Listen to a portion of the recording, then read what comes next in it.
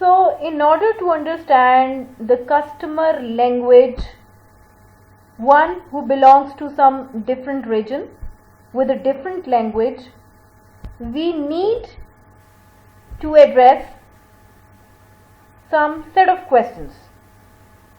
एक ऐसा कस्टमर जो आपसे एक सॉफ्टवेयर बिल्ड करवाने जा रहा है और उसकी जो लैंग्वेज है वो आपकी लैंग्वेज से डिफरेंट है, या वो किसी दूसरे कल्चर से बिलोंग करता है, तो you must consider some set of questions जब हम रिक्वायरमेंट्स को डिस्कस कर रहे होंगे उस कस्टमर के साथ, या फिर रिक्वायरमेंट्स की मैनेजमेंट के दौरान हमें ये तमाम तरह के जो क्वेश्चंस हैं इनको एड्रेस करना जरूरी है। तो सबसे पहले तो हमने ये देखा कि जो इन्फॉर्मेशन आपको वो कस्टमर दे रहा है क्या वो वाकई ही यूजर की नीड है या रिक्वायरमेंट है। You need to verify it. आपने इसको कंफर्म करना है, आपने इसको वेरीफाई करना है। जो इन्फॉर्मेशन आपके यूजर ने दी है क्या वो आपके सॉफ्टवेयर में मस्ट होनी चाहिए, लाजमी होनी चाहिए, या अगर हो जाए तो बेहतर है, ना भी हो तो कोई इसका फर्क नहीं पड़ता। तो you need to categorize the requirements on the basis of their priority, their value in front of the user. आपने उस रिक्वायरमेंट की इंपॉर्टेंस को अंडरस्टैंड करना है, क्लियर करवाना है यूजर से। जो पर्टिकुलर इंफॉर्मेशन आपको यूजर प्रोवाइड कर रहा है क्या वो प्रॉब्लम स्टेटमेंट है या वो सोल्यूशन स्टेटमेंट है, you need to verify it. क्या वो अपना प्रॉब्लम आपको कन्वे कर रहा है या फिर वो आपको कह रहा है कि जी मेरे इस प्रॉब्लम को सॉल्व करने के लिए आप ये सोल्यूशन अडॉप्ट कर सकते हैं। Is this a goal of the system और अ कॉन्ट्रैक्चुअल रिक्वायरमेंट। जो इंफॉर्मेशन आपको करंटली यूजर प्रोवाइड कर रहा है दैट इज क्या वो गोल है हमारे सिस्टम का जो हमने अचीव करना है, या बेसिकली वो एक कॉन्ट्रैक्चुअल बेस्ड रिक्वायरमेंट है, वो एक ऐसी रिक्वायरमेंट है जो कॉन्ट्रैक्ट का पार्ट है और हमने उसको फुलफिल करना है। वो रिक्वायरमेंट गोल ओरिएंटेड है या कॉन्ट्रैक्ट बेस्ड है, we need to verify it. Do we have to program in Java, says who. what programming language you will adopt in order to build the particular system. So these are those things which we must consider in order to get the better understanding of those information which is given by your customer. अब हम देखेंगे कि problem domain क्या होती है। What is the problem domain? Most successful requirements journeys begin with a trip to the land of the problem.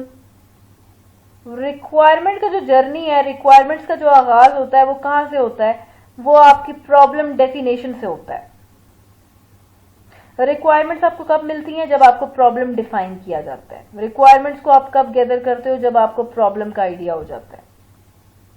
जैसे ही हम requirement पे काम करना शुरू करेंगे, इट मीन्स हमें प्रॉब्लम डोमेन को फोकस करना है। This problem domain is the home of real users and other stakeholders.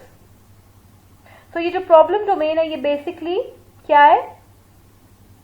ये हमारे रियल यूजर्स का घर है या हमारे दूसरे स्टेक होल्डर्स का घर है, or people whose needs must be addressed in order for us to build the perfect system. हम प्रॉब्लम डोमेन की बात कर रहे हैं। Domain is that particular area of organisation जिसके लिए आप सॉफ्टवेयर बिल्ड कर रहे हो। उस डोमेन में हमारे पास कौन से लोग हैं जो उस प्रॉब्लम से इफेक्टेड है? उसमें हमारे उस पर्टिकुलर डोमेन के रियल यूजर्स भी होंगे, डिफरेंट स्टेक होल्डर्स भी होंगे, और वो लोग भी शामिल हैं जिनकी नीड्स को हमने मस्ट एड्रेस करना है, फुलफिल करना है, इंप्लीमेंट करना है in order to build a perfect system.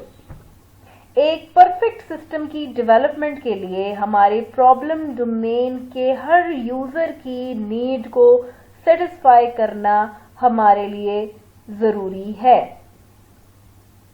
This is the home of the people who need the rock or a new sales order entry system or a configuration management system good enough to blow the competition away. In all probability, these people are not like us.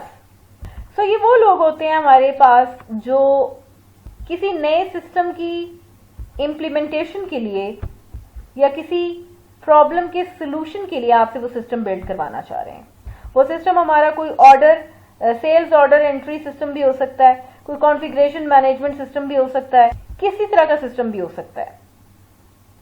So basically ये वो लोग हैं जो developers की तरह नहीं है, development team की तरह नहीं है. ये वो लोग हैं जिनके पास प्रॉब्लम्स हैं और ये वो लोग हैं जिनके प्रॉब्लम्स का सोल्यूशन आपने एक सॉफ्टवेयर की शक्ल में उनको प्रोवाइड करना है. सो in order to manage the software requirements, you need to understand the problem domain and you need to focus the persons which are strongly related or they are working in that particular domain. वो business area या organisation जिसके लिए आप software build कर रहे हो, जिनके users के लिए आप टूल बिल्ड कर रहे हो, आप एक सिस्टम बिल्ड कर रहे हो, उनकी नीड्स का आपके प्रोजेक्ट में फुलफिल होना बहुत जरूरी है. सो कुछ रेयर ओकेजन्स में या सिचुएशंस में ऐसा होता है कि जो जिन पर्सन्स का हम अभी जिक्र कर रहे थे कि वो डेवलपमेंट टीम जैसे नहीं होते, बट कुछ सिचुएशंस में होते हैं. कैसे? They are the programmers who are looking for a new tool और system developers who have asked you to develop a portion of the system.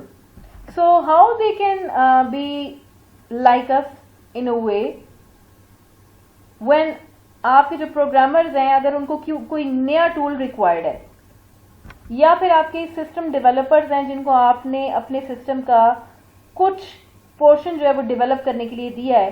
So in rare cases में क्या होता है कि जो हमारा रिक्वायरमेंट्स मैनेजमेंट का जो सफर है ये इजी हो सकता है, but again it might also be more difficult भी हो सकता है.